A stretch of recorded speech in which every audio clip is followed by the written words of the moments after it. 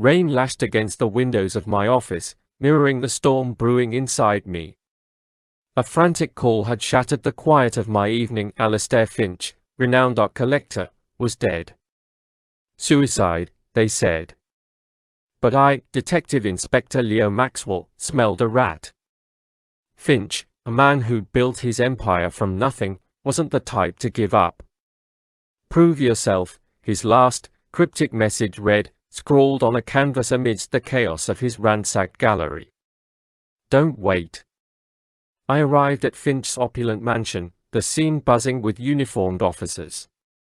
The air hung heavy with the metallic tang of blood and the lingering scent of expensive cologne. Finch's body lay sprawled before a shattered display case. A priceless diamond necklace, the serpent's eye, missing. The official story was a simple one. Finch, plagued by debt, had taken his own life after stealing the necklace for a desperate sale. Case closed. But something felt off. My gut, honed by years on the force, screamed foul play. The suicide note felt staged, the ransacking too theatrical. Finch's usually meticulous gallery was a whirlwind of chaos, yet some of the most valuable pieces remained untouched. It was as if the thief, or rather, the murderer, wanted us to believe it was a robbery gone wrong, a crime of passion born of desperation. I delved into Finch's life, a whirlwind of high society galas and hushed whispers. He was a man of secrets, a master of deception. His business dealings were murky, his enemies numerous. I interviewed his distraught wife, Isabella, a picture of grief, her hand clutching a silk handkerchief. I spoke to his disgruntled business partner, Victor Martel, a man with a steely gaze and an airtight alibi. Each conversation was a piece of the puzzle, but the picture remained fragmented. Days turned into weeks, the pressure mounting. My superiors were eager to close the case, to label it a tragic suicide and move on. But I couldn't. Finch's message echoed in my mind, "Prove yourself. Don't wait." It was a challenge, a dare. I focused on the missing necklace. It was too valuable to fence easily, too conspicuous to keep. The thief, I reasoned, wouldn't risk selling it immediately. They'd lay low, waiting for the heat to die down. But where could they hide such a treasure? Then, I remembered the canvas with Finch's message. It was an amateurish piece, unlike anything else in his collection. Almost an afterthought. I examined it closely, my fingers tracing the rough texture of the paint. And then I felt it, a slight bulge behind the canvas. With a surge of adrenaline, I carefully cut open the back of the canvas.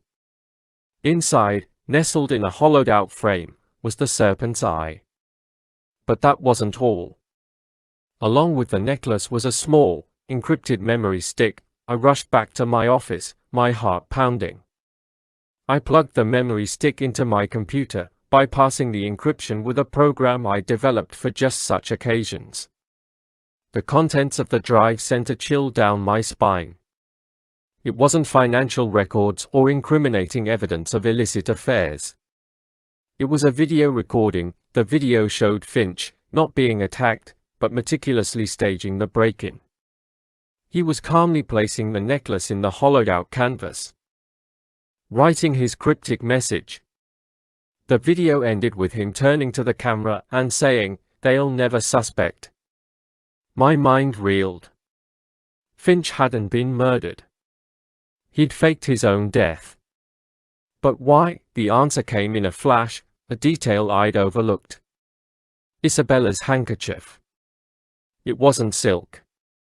It was a specific type of rare, South American cotton, one I'd encountered only once before, in a case involving art forgery. I raced back to Finch's mansion. Isabella was gone. I found her in the gallery, not mourning her dead husband, but carefully packing several valuable paintings. As I apprehended her, the truth unfurled. Finch, facing mounting debts and a failing business, had concocted an elaborate scheme. He planned to fake his death, frame it as a suicide, and disappear with the necklace and the paintings, leaving Isabella to collect the insurance money. But Isabella, it turned out, had her own plans. She'd discovered his scheme and, driven by greed, decided to take everything for herself. She'd poisoned Finch, making his suicide permanent. The unexpected twist wasn't that Finch had been murdered. It was that he'd orchestrated his own disappearance, only to be double-crossed by his own wife. Prove yourself. Don't wait. His message had been a desperate plea, not for me to find his killer, but for someone, anyone, to uncover the truth before it was too late. He'd underestimated Isabella, and in the end, his own clever plan had become his undoing.